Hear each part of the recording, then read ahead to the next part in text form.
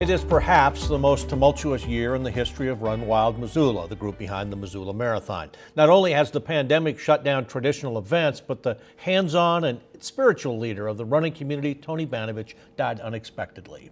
Despite those hardships, Run Wild moves forward. In our Montana This Morning conversation, we visit with Interim Director Ashley Kazart about what direction Run Wild Missoula is heading.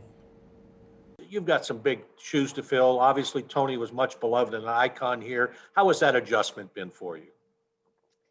At first it was a lot of very overwhelming feelings. To lose a mentor of 3.5 years obviously pulls out a lot of heartstrings, but fortunately we have a very involved board of directors. Our marathon committee is very committed to our event. And we're moving forward, and the running community has also been very forthcoming and wanting to help and make sure that the organization stays afloat and we continue to move forward. And so you are busy right now with a lot of other things going on, even though it's not quite the way it has been. Yes, we are very busy, still planning for spring training classes for the marathon. We also had a fall virtual race series that we are almost wrapped up with. This is the last week to sign up. And then we'll continue with our virtual race series through the winter and some other virtual opportunities as well. So doors never close here. There's always activities to be done. And if people are looking to get out during this pandemic, just get a hold of you guys and you can kind of direct them, hey, you can stay in shape and all of that, even though we're in these tough times. Yes, absolutely. We always have opportunities for shorter virtual runs. We do have a Strava club, so there's a lot of opportunities to find different running routes around town and other people to connect with, either in person or virtually, and of course, safely in person. And you mentioned the marathon, which is obviously the big deal here in the community. And you got some good news here recently about, once again, you're ranked among the best in the country. Yeah, we're really excited that we're again among the top races in the country on the Bib Brave 100. The Missoula Marathon was named number 3, so it's our 4th year in a row being in the top 5. The half marathon is in the top 20 again this year, so that's great.